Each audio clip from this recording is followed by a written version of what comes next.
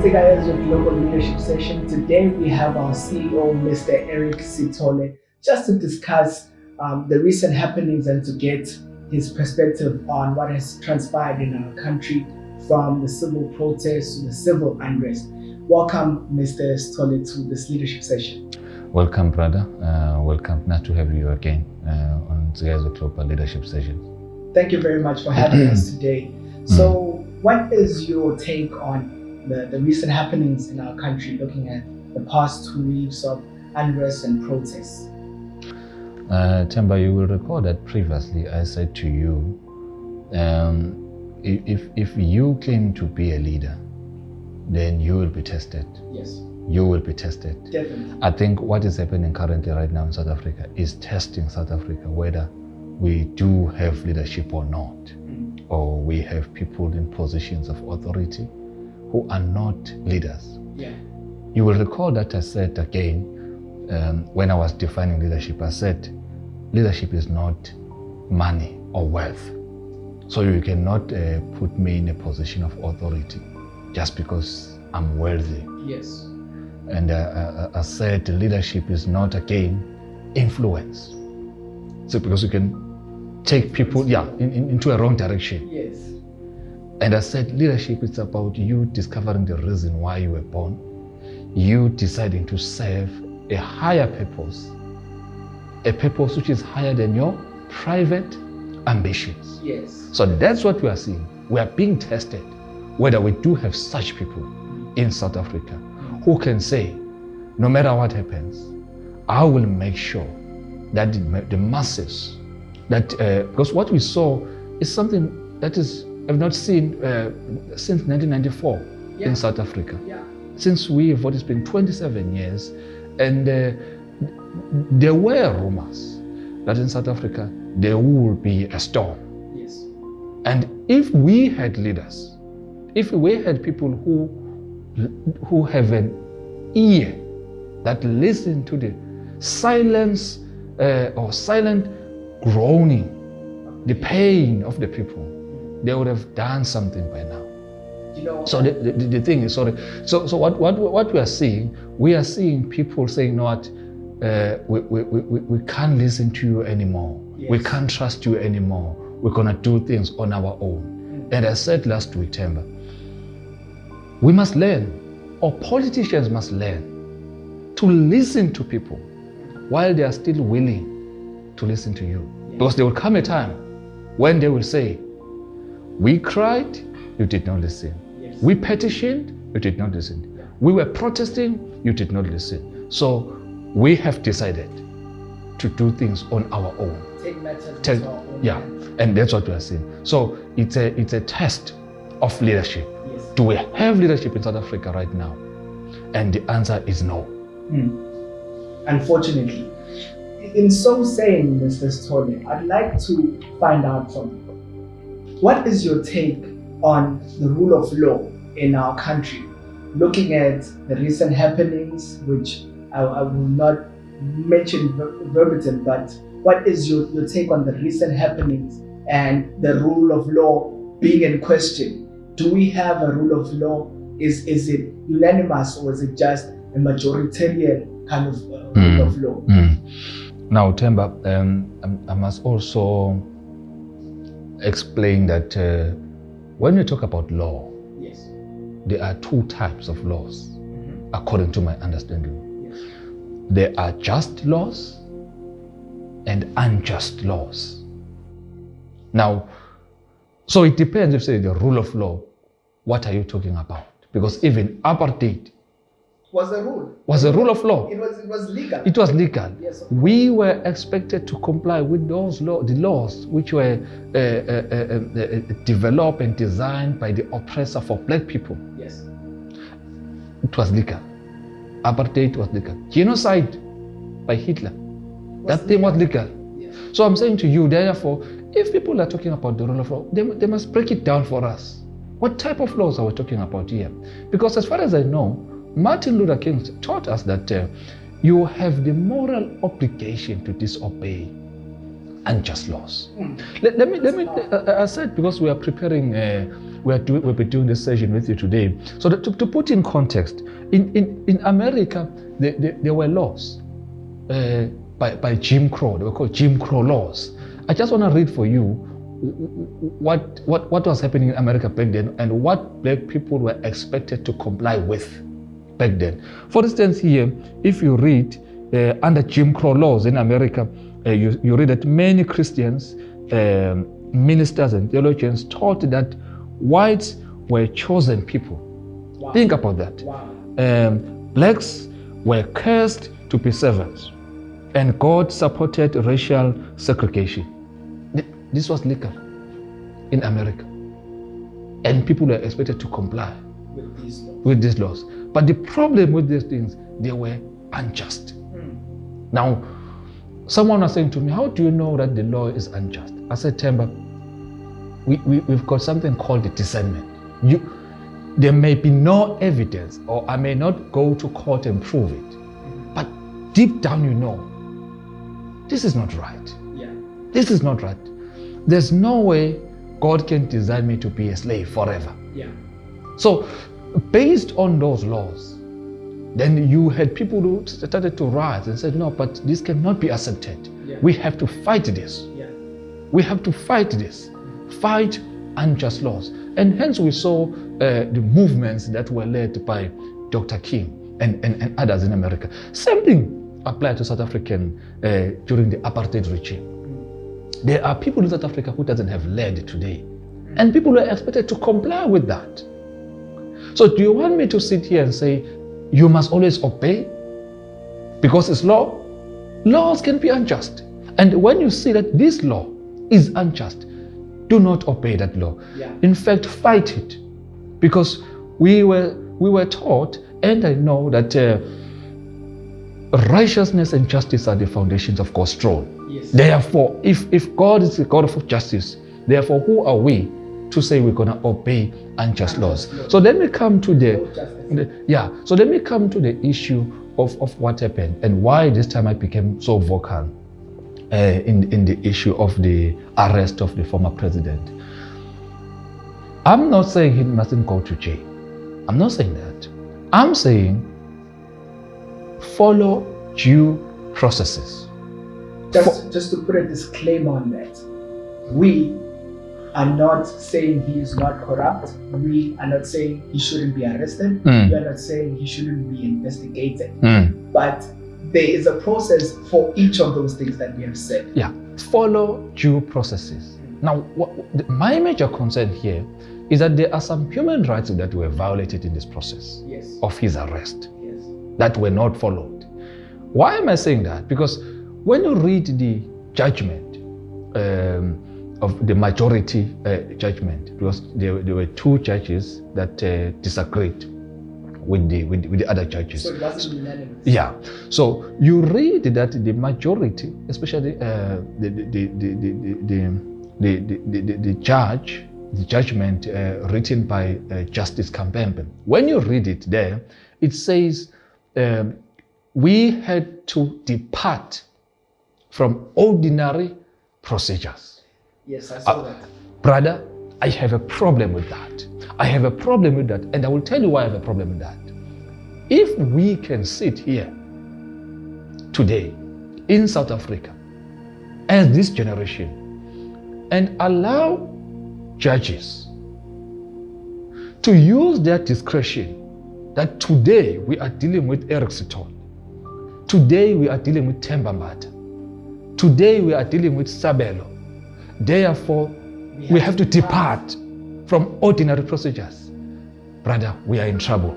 Temba, the issue here is when the people who must interpret the law for us and teach us the law are the ones who are now seen to be doing what they call the gross miscarriage of justice.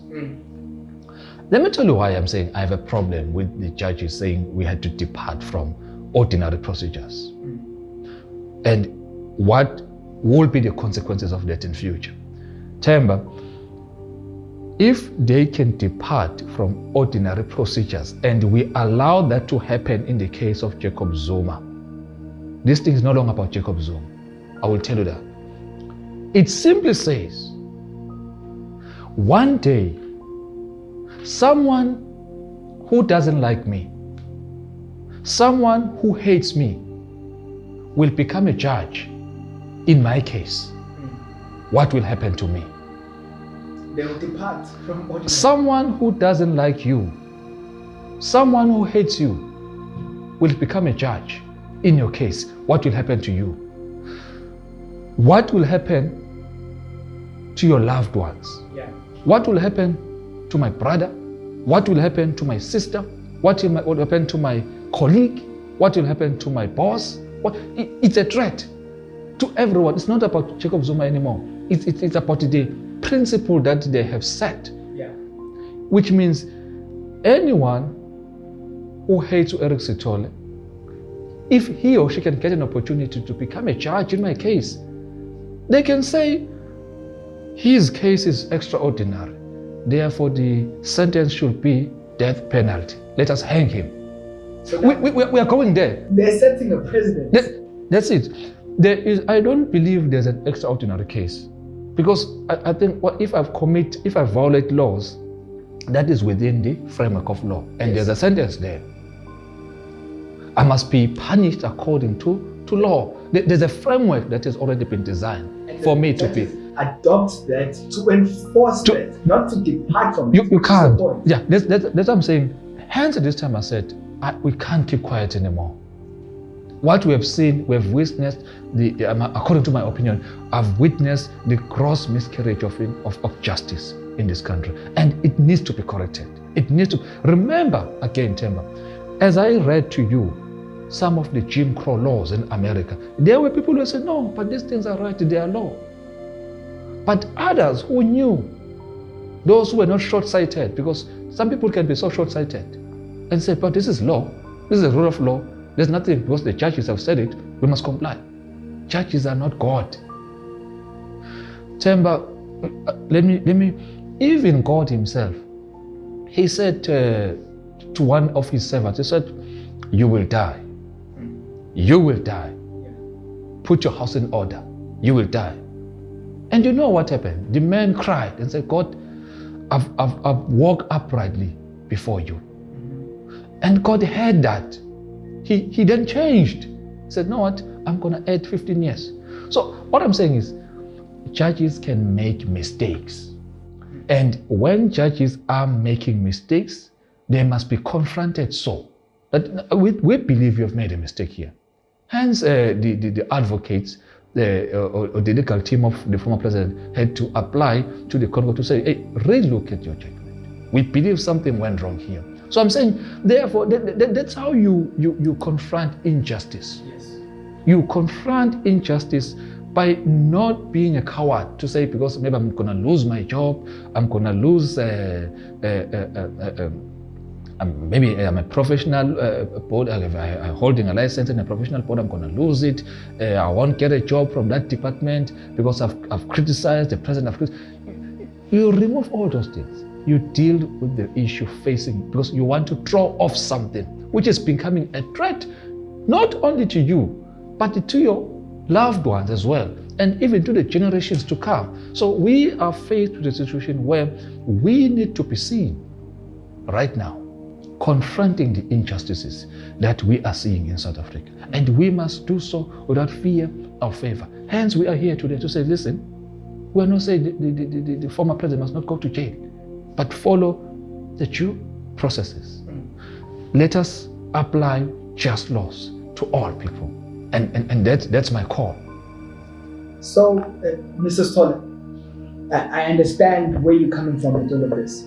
Yes. But let me get your context on this. So if you were in a position of authority, say like a cabinet minister or the president even so, what would you do in a situation like this? How would you deal with a situation such as the recent civil unrest, the looting and all of that has happened as part and parcel of the protests? So how would you deal with that? Themba, let me before I come to that question, I've just remembered something. Or even if I want to respond, firstly, if I were to be in a position of authority, Themba, I would become an honest human being, even if I was not honest. I will try by all means to become an honest human being, for the fact that I am leading masses. Even if you weren't honest. Even if I was not an honest human being. I hope you get what I mean. I get what you're saying. Because we elect people through a vote, so I can be successful in misleading people. Of course. Like you said. Yes, and then then they see, oh, if we elect Eric, then he will give us this. So as soon as I assume that position of authority, I will try by all means to become an honest person. Remember last time I wrote my blog to say there is nothing as dangerous like a politician holding a position that he or she does not know what it entails. Yeah. Because you can even kill people. Firstly, I will allow what we call media freedom. Currently, we're not seeing media freedom. We are seeing in South Africa, especially in South Africa, we are seeing some media houses elevating themselves to a status where they cannot be questioned. Some media houses. I want to believe, I'm going to answer a question. I want to believe that at some point, because of what is happening in South Africa, we need to blame the media as well. Of course. We need to blame the media. Why I would say that? Themba, the oppressor will not be successful without media. Yes. Go to any country in the world. When the oppressor wants to take over, when the enemy wants to take over, they firstly capture the media. So they make sure that the media is on their side. So in this case, the strategy that the oppressor uses, and what I think maybe they thought this time has worked, you will recall that from back in 2005, we have seen negative stories about the former head of state, yes, which was President Zuma, from 2005 up until now. Negative stories. So what was the oppressor doing then was to demonize the human being. Tarnishes. Yeah. So in order, you firstly demonize it, so that whenever people think about Eric Sithole, they say, "Ah man, this guy. We're tired of Eric. It's not good. Yeah. The society is better without Eric Sithole." So you use the media you keep on doing that again and again up until people they surrender to this narrative, to say this world is a better world without Eric Sithole. You know what we call that? We call that propaganda. Propaganda. Yeah. So they've done it to a point where even now, when you say to people, but there was an era of law here. Yes. They don't want even to listen to that. Because at the end of the day, this person has done wrong. That's the narrative. This person has done wrong and he should be arrested without due process. That's the thing. Because he's known for wrongdoing anyways. And I think I want to believe that some of the judges they fell into that trap. Yeah. People in this country believed so much the stories that they were fed by the media to a point where they even surrendered in terms of their critical thinking. They are no longer questioning anything. Whatever that the court says about the former head of state, it's fine. Well, anything, even the story, don't question it. So they were successful in tarnishing his image in the minds of the masses. Yes. So that's what we call demonizing a person. And I thought then, once you have demonized a person, you must know that you are ready to kill him, yes, to destroy him. Yes. So the incarceration was a form of it's a final nail in the coffin. We've demonized him to a point that even if we say he must be hanged, people will say, no, it's okay. It's okay because this person is a curse. Let's remove him. He's a curse in this nation. He is a sin of this world. In fact, he himself is a virus to this nation. So that's why I said the media. I will be an honest man if I will become a president. I will start with correcting and dealing with the injustice that have been done by the media on our people. I know one thing, that Themba, one day in South Africa, when you start speaking for people, when you start standing for people, when you start confronting the injustice, the media will come for you. Yes. They will come. They will come to me. They will come to you. They will come to anyone who tries to speak and stand for people. And so what they will do, they will demonize you. So that whenever they talk about two people will say, no, we are tired of things. If Eric must be arrested, he must be arrested. And some of my friends were asking me, back in 2017, when there was a Zuma must fall march, all those things, what did I say? I said, right now, what has been done in the media space, there is a lot of dark cloud around the former president. There was a lot of dark cloud. Even if you wanted to say, but some of these things are not true, no one would have believed you back then, because he was made a scene back then. And they will end up seeing you as someone who is mentally disturbed. People will say, how can you defend Jacob Zuma? Are you okay even? You are a graduate. Haven't you seen everything that has been said, everything that has been happening? Some of them have said to me, but you are a master's degree graduate, but how can you support Zoom? I said, listen to this. That's the media for me. The danger of the propaganda in South Africa, the danger of the narrative that is being pushed by people who are heartless. That's what our witnesses. So I will say, back to your question, therefore, I think then what happened, they demonized him, the president, former president, they demonized him to a point that they thought whatever judgment that would give it to him, it would be accepted by the society. And the opposite happened. The opposite happened. People are saying, no, something was not right with that judgment. And that's what they say. So I will be honest and say, freedom of speech, I agree, and make sure that you report accurately. Talk to the media, report accurately. Be fair, balanced reporting. That's what is missing currently in South Africa, balanced reporting. But secondly, Themba, I will stop being fake. Most of our leaders in South Africa currently are fake. What do I mean if I say they are fake? Themba, if you go back to 1994 and come to 2021, you will see the gap between the rich and the poor, the have and the have-nots. It has been growing ever since 1994. Now, they want us to believe that we are a rainbow nation. They want us to believe that we are a peaceful country. But they fail to understand something.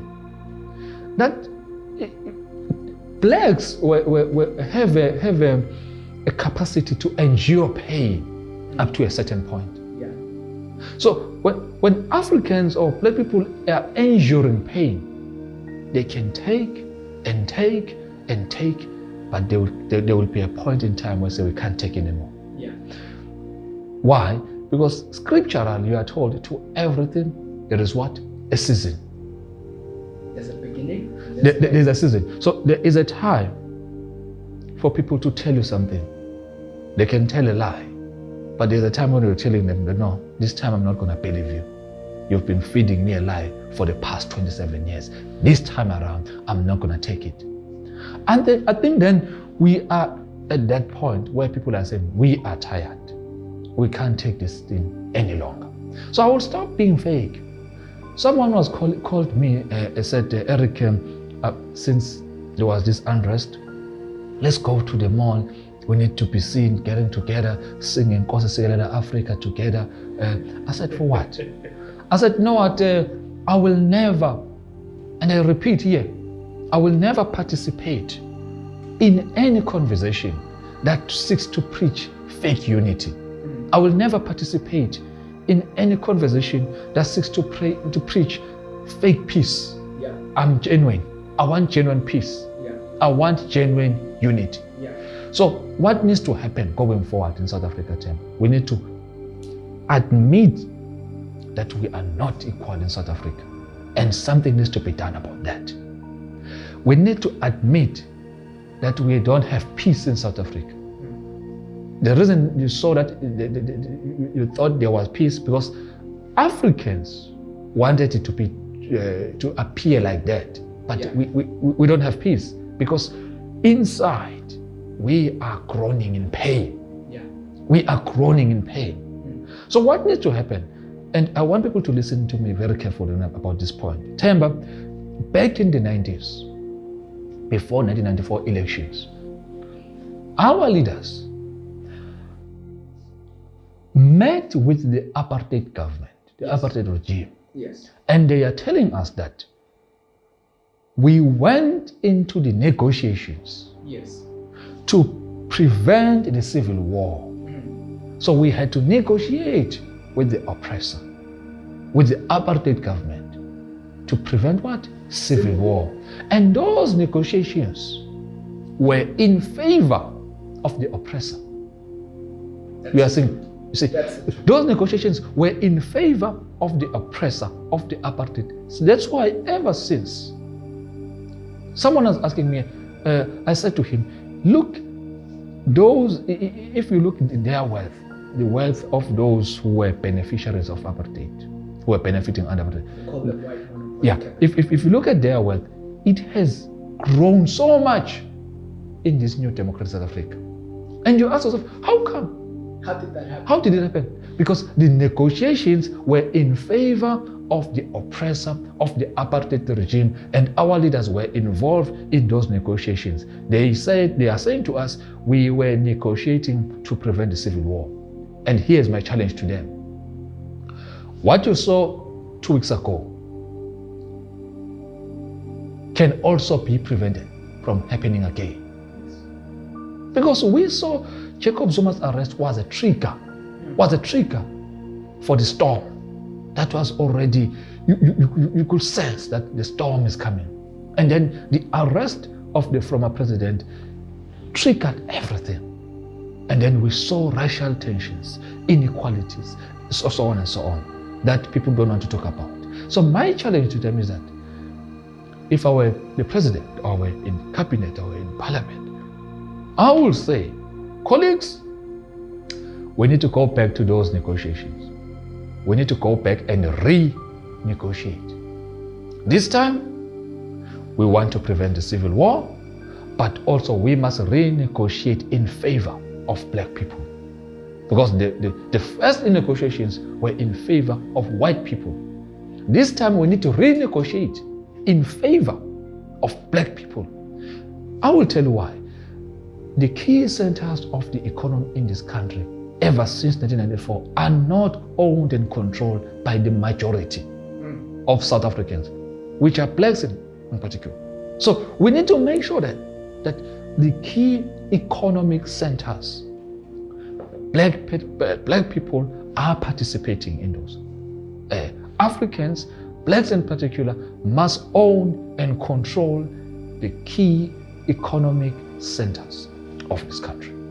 That's what I would do if I were the president. I will be honest and tell anyone who is closer to me that if we want genuine peace in South Africa and genuine unity, let us renegotiate. Let us develop policies that seeks to advance the interest of black people. And I will also caution the other groups that we are seeing that each time when there's a policy that has been developed to advance the interest of black people, then they will take that policy to court. Yeah. They will challenge it and they will create delays about that. And by the time you know it, 5 years gone, the policy has, you see. So I will also caution even those groups to say, if black people and white people want peace in South Africa, then we need to be honest. We need to come on board and say, colleagues, certain policies must not be taken to courts. Let us stop doing what we are doing. We know that certain people did not come with land in South Africa. Yes. They came in South Africa. They found the land in South Africa.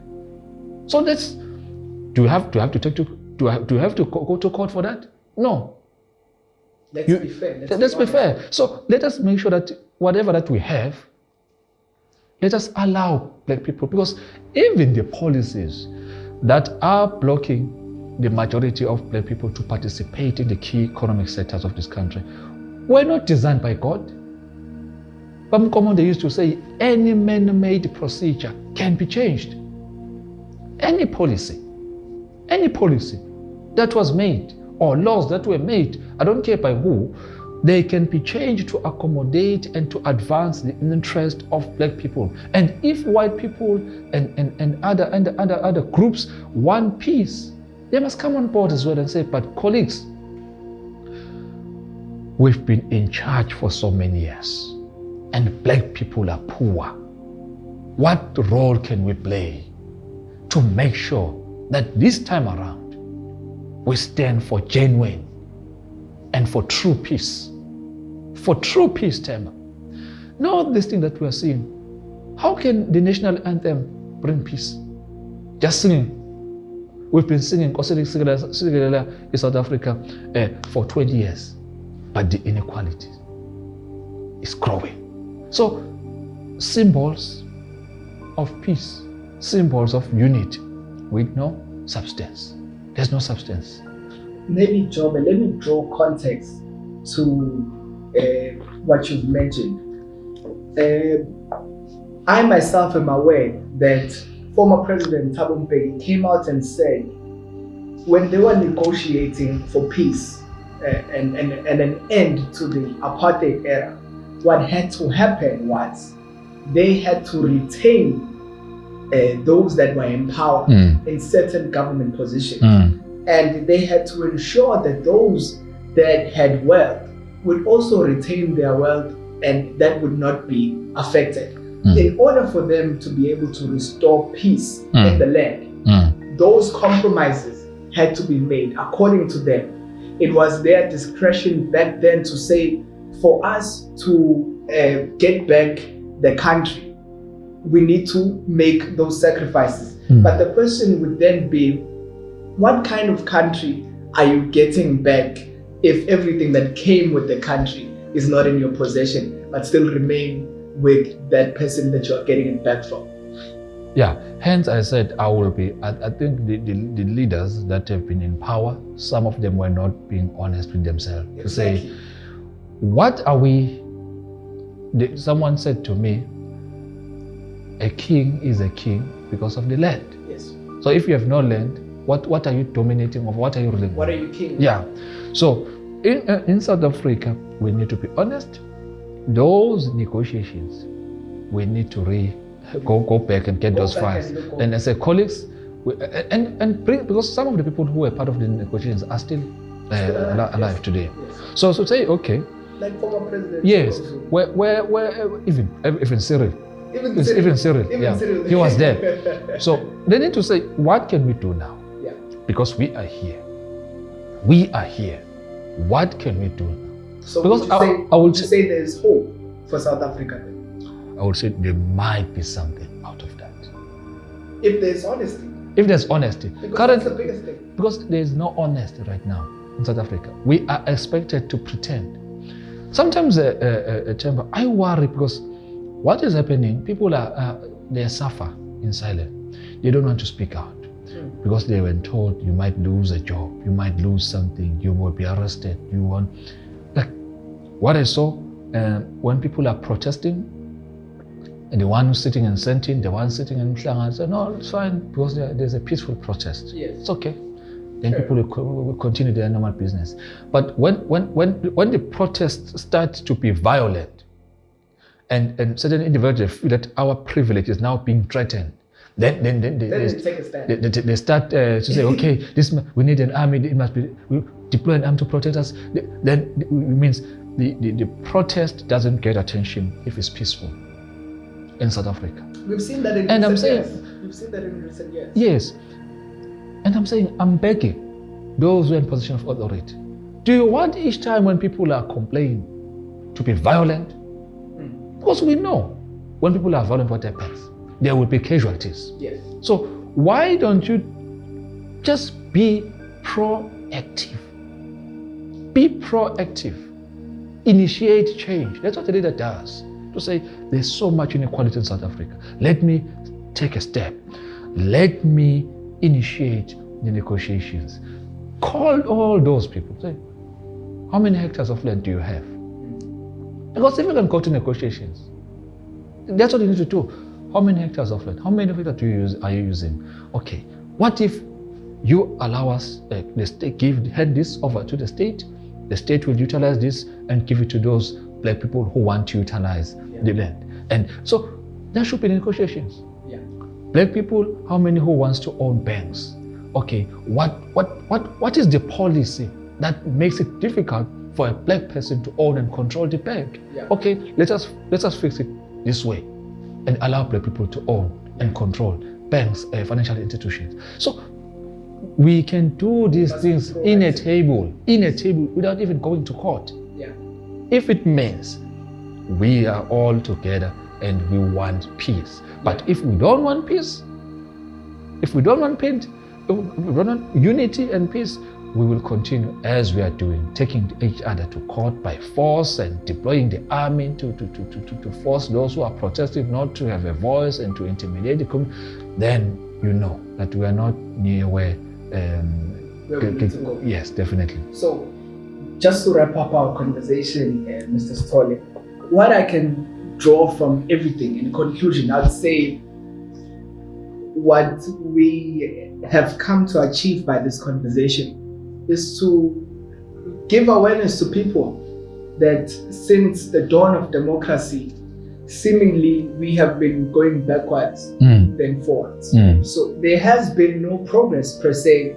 Instead, we are soon going back to the dark ages, which we were trying to come out of. So in conclusion, what are your parting words? We're still going to continue this conversation. Definitely. What are your parting words for the people of South Africa?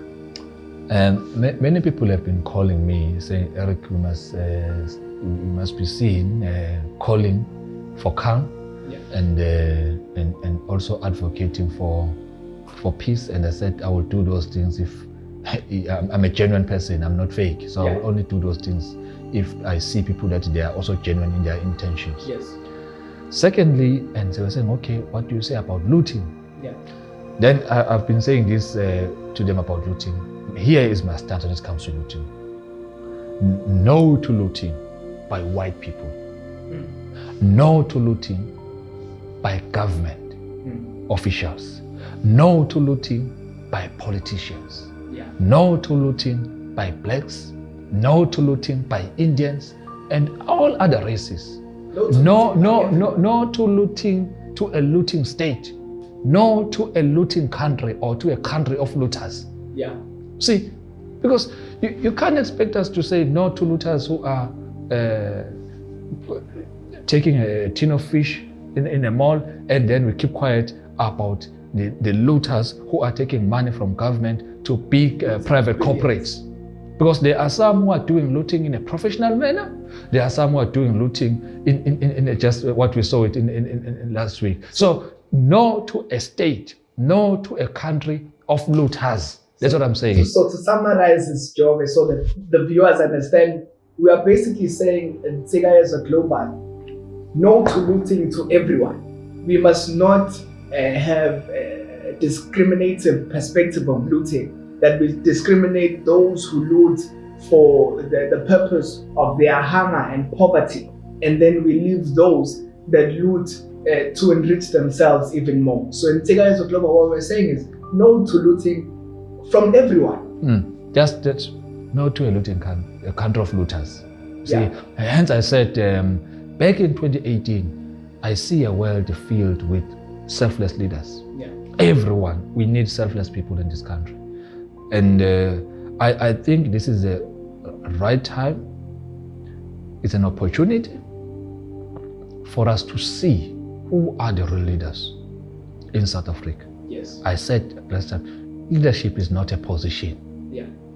I've been observing, Themba, I'm very disappointed in some of our politicians. But anyway, I was not expecting anything from them. Because what they normally do, even if they see something wrong, that this is wrong, they don't speak out. They wait for certain individual to speak first. And then when they see that, oh, now the majority is now speaking against it, then they start speaking out. I'm very disappointed in some of our politicians in KZN at the national level. I'm very disappointed. And they've proved me right when I said some of the people who are in positions of leadership are not leaders. Leadership, Themba, is not a position. It's a desire to serve a purpose higher than your private ambitions. That's leadership, according to me, not a position. So you don't just get into a position and then you start saying, I am a leader. No, you can be in a Hitler was in a leadership position and he killed people.